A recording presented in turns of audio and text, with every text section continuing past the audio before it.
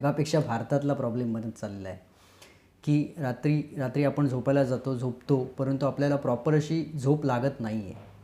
काही जण मध्ये जागे होत आहेत, 3-4 वेळा उठत आहेत. काही जण लघवी होते म्हणून उठत आहेत.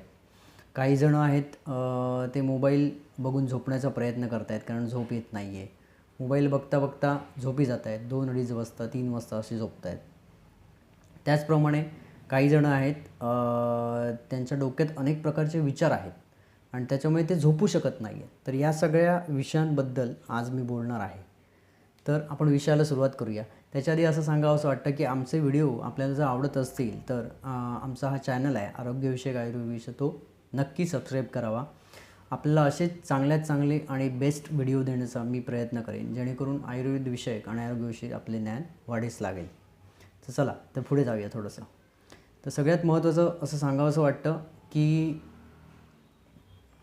एक गोष्ट आपण आयुर्वेदामध्ये एक श्लोक दिलेला दिसतो, निद्रायतम सुखदुःखम पुष्टिकारश बलाबलम रुषता ज्ञानम अज्ञानम जीवितमचा, अशा प्रकारचा.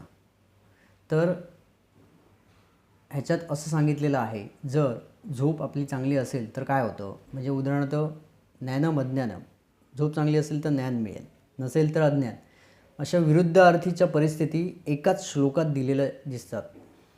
रुषता आणि क्लिबता म्हणजे काय की ज्याच्यामुळे मूल होतं झोपेमुळे म्हणजे काय की झोप चांगली असेल तर आपलं आरोग्य चांगलं राहतं आणि त्याच्यामुळे मूल होण्यासाठी मदत होते. झोप चांगली नसेल तर आपलं आरोग्य बिघडतं आणि त्याच्यामुळे मूल होण्यात अडथळा निर्माण होऊ शकते. तर अशा प्रकारचा अर्थ. तर अशा प्रकारच्या विरुद्ध गोष्टी या श्लोकामध्ये दिलेल्या दिसतात. आणि त्याच्यानंतर आपण थोडंसं पुढे चाललो आहे.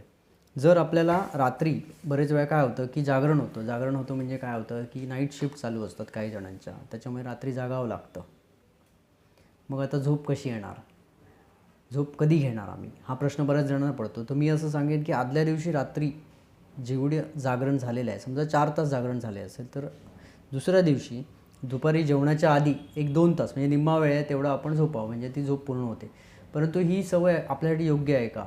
लाँग टर्मचा आपण विचार केला, आपली तब्येत चांगली आहे, तर ही सवय आहे, जोपर्यंत आपण नियम पाळणार तोपर्यंत योग्यच आहे. परंतु लाँग टर्मसाठी ही सवय योग्य नाही. म्हणजे रात्री जागरण करणं ही वाईटच गोष्ट आहे. कारण काय, आहार, निद्रा आणि ब्रह्मचर्य ह्या ज्या 3 गोष्टी सांगितलेल्या आहेत ना, तर त्या 3 गोष्टी आपल्या आयुष्याच्या उपस्तंभ अशा मानल्या जातात. म्हणजे आहार जेवढं महत्त्वाचं आहे तेवढं ब्रह्मचर्य आणि त्याच्या एवढंच महत्त्वाचं आहे ती म्हणजे निद्रा.